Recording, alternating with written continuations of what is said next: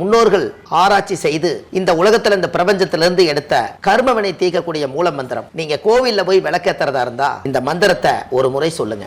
முற்பிறவில செய்த பாவங்கள் எப்பிறவிக்கும் தொடராமல் இருக்க இப்பிறவிலேயே என் தந்தை வழியில் வந்த கர்மாவனை, என் தாய் வழியில் வந்த கர்மாவனைகள், என் தாயுடைய கர்ப்பத்திலிருந்து நான் இந்த பூமிக்கு கொண்டு வந்த கர்மாவனைகளும் இன்றோடு நிவர்த்தியாகட்டுன்னு 5 தீபம் விளக்கேத்தி சாமிக்கு தேங்காய் வளம் பூ மாலை கல்கண்டு வாங்கி அர்ச்சனை பண்ணி உங்க ஜாதகத்தை கொண்டு போய் சாமி பாதத்துல வச்சு இன்னையோட எனக்கு எல்லாம் நல்லது நடக்கும்னு மனசார கும்பிட்டு வாங்க. வாழ்க்கையில அசுர வளர்ச்சிக்கு வந்து.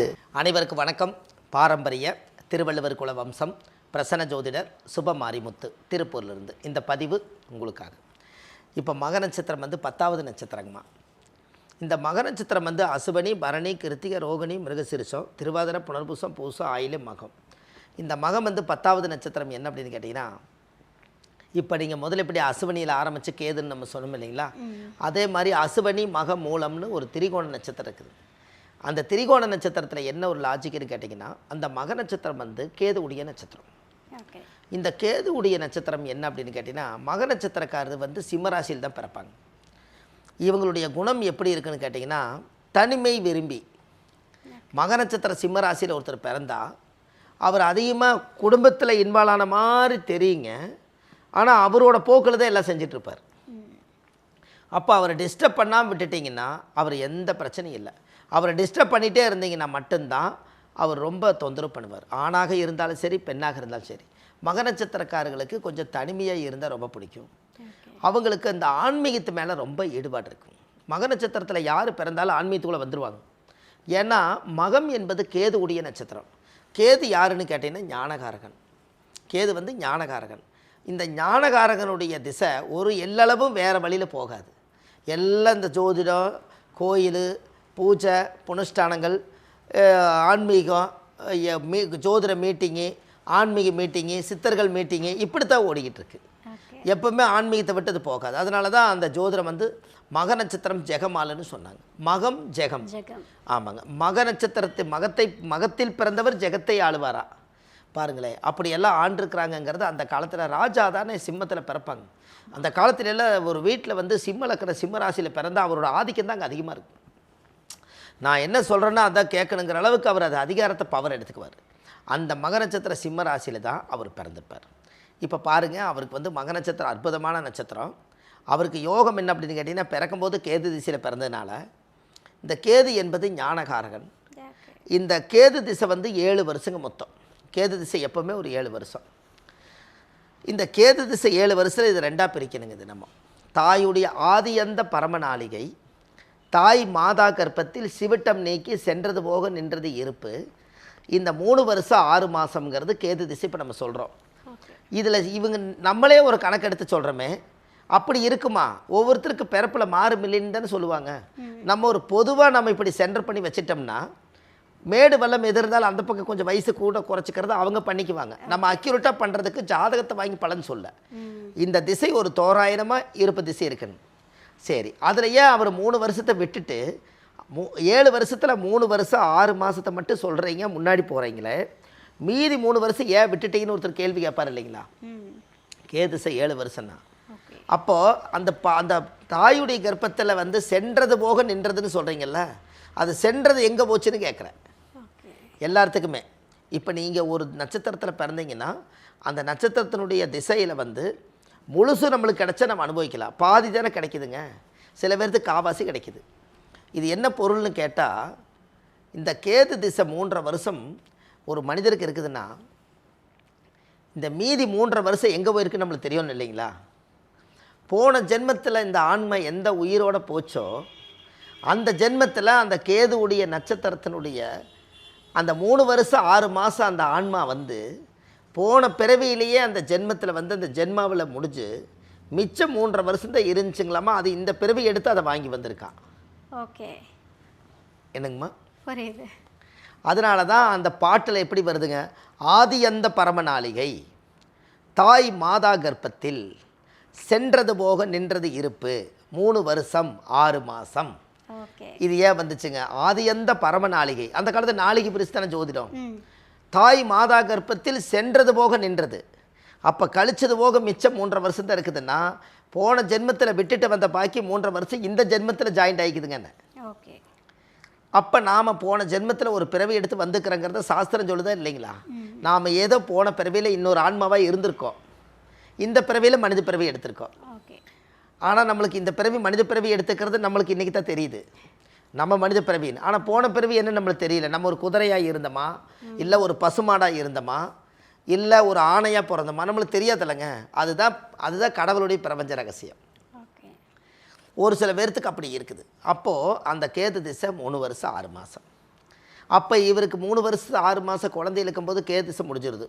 இவர் பாட்டி எடுத்து வளர்த்துவாங்க, பாட்டி கிட்ட வளருவார். இன்றைக்குள்ள காலகட்டங்கள்லாம் ஹாஸ்டலு, காலேஜு, பால்வாடி எல்லாம் வந்துருச்சு. முதல்ல அப்படி கிடையாது. கேதுன்னா பாட்டி, கரெக்டாக அது பாட்டியோட அங்கே பாயிலே தூங்கிறத குழந்தை. அது எடுத்து நிலாச்சோறு ஊட்டுவாங்க. அது பாட்டியை விட்டு தாய் மாதிரி வெளியே வராது இல்லைங்களா? இன்றைக்கி சின்ன 5 வயசு 2-3 வயசு குழந்தையிலேயே 2 வயசுலேயே ஃபோனை கொடுத்துட்றாங்க.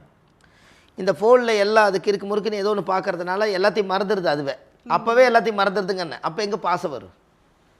கருதுங்களா?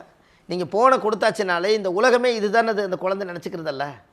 அன்றைக்கி அப்படி கிடையாதுங்க. யாராவது ஒரு உருவத்தை பார்த்தா ஒன்றும் பயப்படு, இல்லாட்டியே சிரிக்கி, இல்லாட்டி பேசு. இப்போ எதுக்கும் இல்லாமல் இந்த ஃபோன்லேயே தானே உட்காந்துக்கிறாங்க. இதுக்கெல்லாம் இந்த காலம் பதில் சொல்லி ஆகணும் இல்லைங்களா? அப்போ கேது திசை 3 வருஷம் 6 மாதம். அப்போ இவருக்கு சுக்கிரன் திசை 20 வருஷங்க. அப்போ மகர நட்சத்திரத்தில் பிறந்திருக்கிறவருக்கு 23 வயசுக்குள்ளே சுக்கிரன் திசை வந்துடுது. இளமையிலேயே கல்யாணம் பண்ணி வச்சுருங்க 23-24லேயே. அப்படி இல்லைன்னா சூரியன் திசை 6 வருஷம், 30 வயசுக்குள்ள இவர் கல்யாணம் நடத்துரு. சந்திரன் திசை 10 வருஷம். இந்த 30-40 அப்போ என்னென்னா கேது திசை முடிஞ்சு சுக்கிரன் முடிஞ்சு சூரியன் ஒரு 6.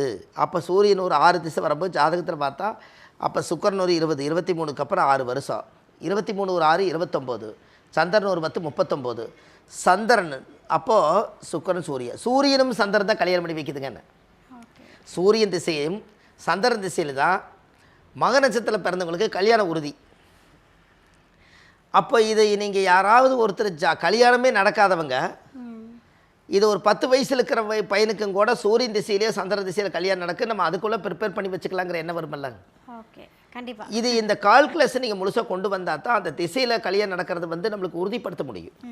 ஏன்னா 3 வருஷம் 6 மாதம் தான் கேது இருக்குதுன்னா சுக்கிரன் ஒரு 20 வருஷம் தூக்கி போட்டேன்னா 23 வயசாச்சு. 23க்கு மேலே சந்திர திசை 10 வருஷம், சூரியன் ஒரு 6 வருஷம், சந்திரன் ஒரு 10 வருஷம். இந்த சூரியன் சந்திரன் தான் கல்யாணம் பண்ணி வைக்குதுங்க. அப்படின்னா சூரியன் அப்பாவுடைய திசை, சந்திரன் அம்மா திசை. ஒன்று அப்பா திசையில் கல்யாணமாகும், இல்லாட்டி அம்மா திசையில் கல்யாணமாகும். அப்பா அவருக்கு வயசு வரும்போது 40 வயசுக்குள்ள அவருக்கு எப்படி கல்யாணம் ஆகாமல் இருக்குங்கண்ணே. ஏன்னா இந்த உலகம் ரொம்ப பெருசு. எல்லாருமே 40 வயசு வரைக்கும் எதுக்கு வெயிட் பண்ணுறாங்க? அவங்களுக்குன்னு ஒரு ஆசைகள் இருக்கும், அவங்களுக்குன்னு ஒரு சந்தோஷமாக வாழணுங்கிற எண்ணம் இருக்கும், அவங்கவுங்களுக்கு கல்யாண ஆசைகள் இருக்கும். எல்லாம் இருந்தும் கூட பெரியவங்க ஏன் இன்னும் கண்டுக்காமல் இருக்கிறாங்கள அளவுக்கு கூட இருக்கும். பெரியவங்களும் கூட ஏன் இன்னும் கண்டுக்காமல் இருக்கிறாங்கன்னு கூட இருக்கும் இல்லைங்களா? அப்போ இது எல்லாத்துக்குமே ஜாதகத்தில் எங்கேருந்து நம்மளுக்கு இந்த பிரச்சனை உருவாகுதுன்னா, இப்போ இந்த மக நட்சத்திரம் பிறந்துக்கிறவங்களுக்கு சுக்கிரன் திசை முடிஞ்சு சூரியனும் சந்திரனும் கல்யாணம் பண்ணி வச்சு இது எப்படி அப்பா அம்மா ஒற்றுமையாக இருக்கிறாங்களோ அதுபோல் அவங்களுக்கு கல்யாணம் ஆகி அவங்களும் கணவன் மனைவி ஒற்றுமையாக இருப்பாங்க.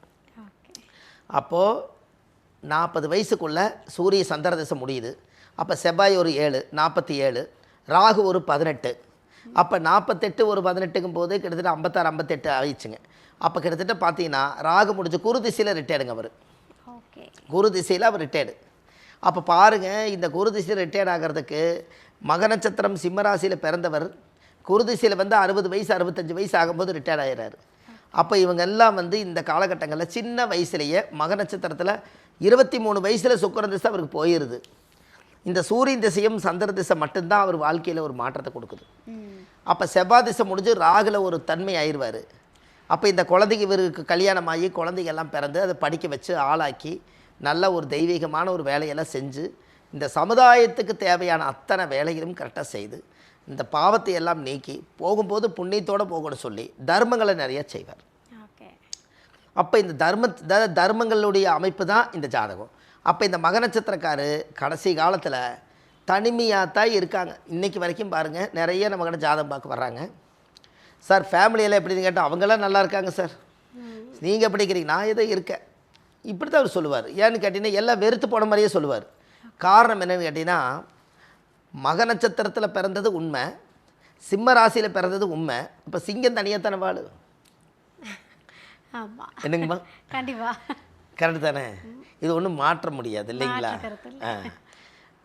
கடைசியில் காட்டுக்கு ராஜா சிங்கன்னு சொன்னாங்க. கடைசியில் குகையில் வந்து எல்லாத்தையும் கடிச்சு வச்சிருச்சு. கடைசியில் அது தனியாக தான் நிற்குது. இவங்களும் கிட்ட போக மாட்டாங்களே, கடிச்சு போடும்னு சொல்லிட்டு குட்டிகளும் கிட்ட போகாது. அப்போ எல்லா உறவையும் விட்டுட்டு சிங்கம் கடைசியில் தனிமையாக தான் நிற்குதுங்கன்னு. அப்போது அந்த சிங்கம் வந்து சிம்மராசியாக இருந்தாலும் கூட புத்திசாலியாக வாழ்ந்துட்டேன்னு நம்ம நினைக்க வேண்டாங்க. சிங்கமும் ஒரு நாள் தோற்று போன கதை இருக்குது. என்னங்கம்மா? சிங்கமே ஒரு நாள் நம்ம தோற்று போயிருக்குதுங்களா? ஒரு நரி ஒன்று, சிங்கம் வந்து நரி பார்த்துருக்குது. உன்னை கடிக்க போகிறேன்னு சொல்ல, சிங்கம் வந்து உன்னை கடிக்க போகிறேன்னு நரி கிட்ட சொல்ல, நரி சொல்லிச்சான், என்னை நீ கடிக்கலான்னு நீ நினைக்கிற, என்னோடய பவர் என்னன்னு உனக்கு தெரியுமா அப்படின்னு. என்னடா அது, நம்மளே சிங்கம் காட்டுக்கு ராஜா, என்னை பார்த்து இந்த நரி என்னை தந்திரமாக கேட்குது. நீ உன்னை பார்த்தா எல்லா மிருகம் கண்டா ஓடுதுன்னு தானே நீ நினச்சிட்டு இருக்கிற, என்னை பார்த்தாலுமே எல்லா மிருகம் ஓடு, நீ பார்த்துருக்கியான்னு கேட்க. என்னடா அது, நரி என்னை பார்த்து என்னை பார்த்தா தான் முறையாக எல்லாம் ஓடுறாங்க, உன்னை பார்த்தாலும் ஓடுறாங்களா? சரி, நீ முன்னாடி போ, நான் பின்னாடி வரேன், உன்னை பார்த்து ஓடுறாங்களான்னு பார்க்கலான்னு நினச்சிட்டு போக. அங்கேருந்து கரடி வந்திருக்குது. நரியை பார்க்கல, பின்னாடி சிங்கத்தை பார்த்துருக்குது கரடி. ஐயோ இன்றைக்கி நம்ம நேரம் சரியில்லை, சிங்கம் என்ன வர்றாருன்னு சொல்லி துப்புன்னு ஓடிடுச்சு. நரி கூப்பிட்டு சொல்லியிருக்குது, பார்த்தியா என்னோடய பவர், நீ பார்த்தியா அப்படின்னு. ஆனை வந்திருக்குது, துப்புன்னு ஓடி இருக்குது. இப்போ பார், அதை விட பெரிய மிருகம் உன்னை கண்டு தான் ஓடுதுன்னு அப்படின்னு ஓடி இருக்குது. மறுபடியும் புலி வந்திருக்குது, வந்தோடனே வந்த வேகத்தில் அப்படியே திரும்பி ஓடி இருக்குது. நீ 3 மிருகத்தை பார்த்த, உன்னை கண்டு இத்தனை பேர் பயந்தாங்கன்னு சொன்னேன், இப்போ என்னை கண்டு பயந்தாங்களா இல்லையா? நீ கண்ணார பார்த்தியல்ல, இப்போ சொல்லு, நீ என்னை கடிச்சிருவியா நீ அப்படிங்க. அப்போ சிங்க அண்ணன் சொல்லியிருக்குது, சரி வேண்டாம் விடு, நானே நேரில் பார்த்துட்டேன், இவங்க எல்லாருமே உன்னை கண்டும் பயப்படுறாங்க, அதனால் நீ ஒரு பாதையில் காட்டுக்குள்ளே இரு, நான் ஒரு பாதையில் காட்டுக்குள்ளக்கிறேன்னு நரி சிங்கத்தை ஏமாத்திருச்சு. அதனால் சிம்மம் ஒரு நாள் தோற்று போயிருங்கன்னு. எப்படி இந்த கதை? அப்போ நாம தான் சிம்மம்னு நினச்சிட்டும் இருக்க முடியல. ஒரு நாள் வல்லவருக்கு உண்டு வழுக்கு பாறைன்னு ஒரு ஏமாற்றம் இருக்கா இல்லைங்களா? அப்போது கொஞ்சம் வேக்கியானமாக பொழைச்சா, ஒரு வீடு வாசல், ஒரு இடந்தடம், ஒரு மனைவி மக்களோட அனுசரித்து போனால் சிங்கம் கடைசி காலத்தில் ஒற்றுமையாக இருக்கும். எல்லாத்தையும் வெறுத்துச்சுன்னா சிங்கம் தனியாக தான் வாழும். என்னங்க? அப்போ இது எல்லாம் தெரிஞ்சுக்கிட்டாலே நாம் கொஞ்சம் விட்டு கொடுத்து போய்த்தான் இந்த சிம்மம் வாழ்க்கை நடத்தணுங்கிறது விதி இருக்குது. இதை செஞ்சாலே வாழ்க்கை நல்லாயிருக்கும். இந்த மக நட்சத்திரத்தில் பிறந்துக்கிறவங்களுக்கு ஒரு அற்புதமான ஒரு கோயில் ஒன்று கொடுக்குறேங்க. அந்த கோயிலில் போய் சாமிக்கு தேங்காய் பழம் மாலை கல்கண்டு வாங்கி அர்ச்சனை பண்ணி அந்த கோயிலில் போய் சாமி கும்பிட்டு வந்தால் தாயுடைய கர்ப்பதோஷம் நிவர்த்தியாகும். அதை போயிட்டு வந்தாலே ஒரு லைஃப் ஒரு இதாக இருக்கும். எல்லாமே இந்த மக நட்சத்திரக்காரர்களுக்கு இந்த குணாதிசையெல்லாம் இருக்கிறனால இந்த வயசு படியும் இந்த அவருடைய திசைப்படி வாழ்ந்தால் அவர் வாழ்க்கை அசுர வளர்ச்சிக்கு வருங்க. அருமையா. மக நட்சத்திரம், மக நட்சத்திரத்திற்கும் பலன்கள் எல்லாமே அருமையா சொல்லி முடிச்சிட்டீங்க. சரிங்க. இப்போ பிரச்சனையிலேருந்து விடுபடணும்னா கோயிலையும் சொல்லிடணும் இல்லை? சரிங்கம்மா. அவங்க போகக்கூடிய கோவில் இது இந்த மக நட்சத்திரக்காரர். கண்டிப்பாங்கம்மா, கண்டிப்பாக. மக நட்சத்திரத்தில் இவ்வளவு நேரம் மக்களுக்காக இந்த ஒரு அற்புதமான வாழும் வயதோடு வாழும் திசையோடு வாழக்கூடிய வாழ்க்கையை நீங்கள் சரி பண்ணுறதுக்கு ஒரு கோயிலுக்கு போகலும் இல்லை. இதான் வாழும் இயற்கையோடு வாழ்கிறதுக்கு திசையும் உங்களுக்கு சப்போர்ட் பண்ணுச்சு. இதில் பார்த்தீங்கன்னா கரெக்டாக மக நட்சத்திர சிம்மராசியில் பிறந்துக்கிறவங்க மகாலிங்கேஸ்வரர். இந்த மகாலிங்கேஸ்வரர் கோயில் எங்கே இருக்குது அப்படின்னு கேட்டிங்கன்னா திண்டுக்கல் மாவட்டம் விராலிப்பட்டி. இந்த விராலிப்பட்டிங்கிற ஒரு ஊருக்கு பக்கத்தில் தான் மகாலிங்கேஸ்வரர் இந்த கோயில் இருக்குது. எத்தனையோ மகாலிங்கேஸ்வரர் கோயில் இருக்குது. ஆனால் மக நட்சத்திரத்தில் பிறந்துக்கிறவங்களுக்கு திண்டுக்கல் மாவட்டத்துக்கு பக்கத்தில் விராலிப்பட்டிங்கிற ஊருக்கு பக்கத்தில் தான் அந்த கோவில் இருக்குது. நீங்கள் கூகுளில் சர்ச் பண்ணுங்கள், உங்களுடைய மக நட்சத்திர கோயில் கண்டிப்பாக கிடைக்கும். அந்த கோயிலில் போய் 5 விளக்கு தெய்வம், சுவாமிக்கு தேங்காய் பழம் பூ மாலை கல்கண்டு வாங்கி அர்ச்சனை பண்ணி அந்த கோயிலை சாமி கும்பிட்டு வாங்க. உங்கள் வாழ்க்கையில் தாயுடைய கர்ப்பகால திசை நல்லா வேலை செய்யும். கண்டிப்பாக செய்யுங்க, நல்லதே நடக்கும். ஓகே.